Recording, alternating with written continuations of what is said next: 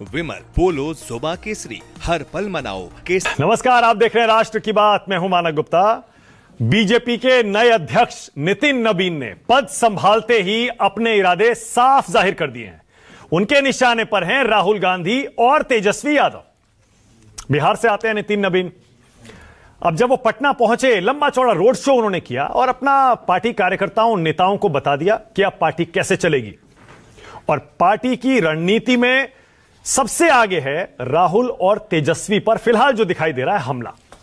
आखिर बीजेपी के नए अध्यक्ष का प्लान है क्या, इस पर भी आज डिबेट होगी। लेकिन पहले आपको यह बता दूं, पिछले कई दिनों से फिर से चर्चा शुरू हो गई है कि क्या बिहार में कुछ बड़ा होने वाला है क्या। और ये चर्चा क्यों हो रही है? नीतीश कुमार दिल्ली आए, प्रधानमंत्री से, गृह मंत्री से उन्होंने मुलाकात की। उससे कुछ दिन पहले याद करिए, नीतीश कुमार के पुत्र निशांत कुमार की राजनीति में एंट्री को लेकर जेडीयू के अध्यक्ष खुद बयान दे रहे हैं। अब जेडीयू की तरफ से chief spokes person Neeraj Kumar पिछले कई दिनों में 2-3 बार कह चुके हैं कि आरजेडी के 17-18 विधायक हमारे संपर्क में हैं, आरजेडी टूट सकती है। यह नीरज कुमार का दावा है। तेजस्वी यादव विदेश में है और जेडीयू के सबसे बड़े स्पोक्समैन, सबसे बड़े प्रवक्ता नीरज कुमार कह रहे हैं कि आरजेडी के 17-18 विधायक हमारे संपर्क में है। क्या बिहार में चल क्या रहा है, आज इसी पर डिबेट होगी। सबसे पहले आपको जरा वो तस्वीर फिर से दिखा देता हूं जो सोशल मीडिया पर 2-3 दिन से वायरल है। नीतीश कुमार दिल्ली पहुंचे और किसी को खबर नहीं लगी नीतीश कुमार के इस दिल्ली दौरे की। उसका ये वीडियो और तस्वीरें बाद में जरूर जारी किए गए। नीतीश जी प्रधानमंत्री मोदी से मिले, गृह मंत्री अमित शाह से मिले, उनके साथ ललन सिंह थे, सम्राट चौधरी भी थे। सूत्र ये कहते हैं, ये अटकल भी हो सकती है, सूत्र ये बताते हैं, ये देखिए गृह मंत्री से भी मुलाकात हुई है। अब सूत्रों का कहना यह है कि नीतीश कुमार का एग्जिट प्लान तैयार हो गया है और बीजेपी और जेडीयू में इस पर सहमति बन गई है, यह भी खबर आ रही है। कुछ सूत्र तो यह भी कहते हैं कि 3 महीने में नीतीश कुमार अपना पद छोड़ सकते हैं और सीएम की कुर्सी बीजेपी के खाते में जा सकती है। और जब यहां पर सम्राट चौधरी इस मीटिंग में भी मौजूद हैं, माना यह जाता है कि शायद सम्राट चौधरी को ही मुख्यमंत्री बना दिया जाएगा। निशांत कुमार की एंट्री के चर्चे पहले ही हो रहे हैं।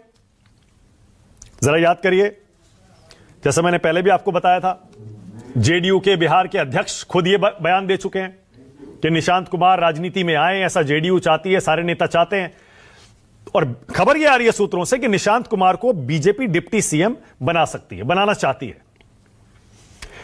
इस पर मैं बाद में आता हूं और डिटेल दूंगा इसकी। अब जरा आप नीरज कुमार जी के बयान के बारे में थोड़ा सोचिएगा। जैसे मैंने कहा, जेडीयू के वरिष्ठ प्रवक्ता हैं, उन्होंने 11 दिसंबर को बयान दिया, आरजेडी के 17-18 विधायक जेडीयू के संपर्क में हैं। विधायक राजनीतिक संपर्कों के जरिए अपनी व्यथा बता रहे हैं कि आरजेडी में कुछ नहीं होने वाला है, हम लोग दुखी हैं, ये नीरज कुमार कह रहे हैं। और वो कह रहे हैं हमारा नेता भाग गया, हम कहां जाएं। ये नीरज कुमार का दावा है कि आरजेडी के विधायक जेडीयू से ये कह रहे हैं। 22 दिसंबर को फिर से नीरज कुमार जी कहते हैं, महागठबंधन खासकर आरजेडी के कई एमएलए हमारे संपर्क में हैं। आरजेडी एमएलए बहुत बेचैन हैं, कई एमएलए हमारे संपर्क में हैं, उनको अपने विकास की चिंता है, वो हमसे संपर्क कर रहे हैं। जरा आप सुन भी लीजिए नीरज कुमार क्या कह रहे हैं, सुनिए। राष्ट्रीय जनता दल के 17-18 विधायकों ने संपर्क साधा और उसका कारण उन्होंने बताया कि हमारा राजनीतिक भविष्य क्या होगा, क्योंकि हमारे नेता का लोकेशन नहीं मिल रहा है। उनको अपने विकास की चिंता थी, तो मैंने आश्वस्त किया कि नीतीश कुमार जी कल्याण बिगा और फुलवरिया में असमानता नहीं स्थापित करते, विकास की चिंता छोड़ दीजिए। तो कहा कि हम लोग का राजनीतिक भविष्य क्या होगा। तो हमने कहा कि आपके नेता की आपको टिकट दिया है, आप चुनाव जीते हैं, तो उनसे मिल लीजिए। अगर आप उसके बावजूद आप आशंका का निर्मूल नहीं साबित होता है तो वेटिंग लिस्ट में रहिए, चिंता क्यों कर रहे हैं। मुख्यमंत्री श्री नीतीश कुमार जी पर कुर्सी छोड़ने का दबाव तो बीजेपी बना ही रही है। बीजेपी चाहती है कि वो अपना मुख्यमंत्री बनाए, इसी का खेल चल रहा है। अब खरमास के बाद कौन सा खेला होगा बिहार में, ये तो समय बताएगा। लेकिन बीजेपी का लगातार ये दबाव है कि नीतीश जी कुर्सी छोड़ें, नहीं तो बीजेपी फिर जो खेल करती है दूसरे राज्यों में भी, तो वो बीजेपी लगी हुई है अपने सहयोगी दलों को तोड़ने के लिए। अब जरा आपको कुछ तस्वीरें भी दिखाता हूं बीजेपी के नए कार्यकारी अध्यक्ष नितिन नबीन के पटना के रोड शो की। अब बिहार से ही आते हैं नितिन नबीन। अब जब वो अपने गृह राज्य पहुंचे, उनका भव्य स्वागत वहां पर हुआ। उन्होंने रोड शो निकाला लंबा चौड़ा, सारे कार्यकर्ता, सारे नेता मौजूद थे। उसके बाद जब नितिन नबीन का रोड शो, उसकी तस्वीरें देखिए, सम्राट चौधरी मौजूद हैं, विजय सिन्हा हैं और भी कई बड़े नेता बीजेपी के इस रोड शो में साथ थे। अब 6 से 7 किलोमीटर का यह रोड शो हुआ। नितिन नबीन ने जो 3-4 बड़ी बातें कही अपने कार्यकर्ताओं, अपने नेताओं के लिए बिहार में, उन्होंने पहला कहा बीजेपी के अंदर अब गुटबाजी नहीं चलेगी, सीधा संदेश उन्होंने दे दिया। दूसरा, नई बीजेपी है, निर्णय सारे स्वीकार करने ही होंगे। तीसरा, शहर से गांव तक संगठन को मजबूत करना है। और चौथा, बंगाल में कमल अब बिहार के सहारे ही खिलाएंगे। राष्ट्रीय अध्यक्ष हैं, कार्यकारी अध्यक्ष हैं, माना यह जा रहा है कि नितिन नबीन को राष्ट्रीय अध्यक्ष औपचारिक तौर पर बना दिया जाएगा, कार्यकारी हटा दिया जाएगा। अब जाहिर है उनके सामने सबसे बड़ी चुनौती जो है वो बंगाल की है। बिहार जीत गए बड़े अंतर से। उनकी स्ट्रेटजी क्या है, उनका बयान आपको सुनाता हूं, आपको समझ में आएगा कि नितिन नबीन के नेतृत्व में नई बीजेपी किन नेताओं पर फिलहाल निशाना लगा रही है। नितिन नबीन ने अपने भाषण में कहा, बहुत सारे ऐसे लोग हैं जो पार्ट टाइम पॉलिटिक्स करते हैं। राहुल गांधी और तेजस्वी यादव का उन्होंने नाम लिया कि देश में रहते हैं तो देश के खिलाफ बोलते हैं, विदेश में रहते हैं तब भी देश के खिलाफ बोलते हैं। तेजस्वी यादव भी देश में नहीं है, पता नहीं कहां चले गए, विदेश चले गए। क्या बोले नितिन नबीन, जरा आप भी सुनिए।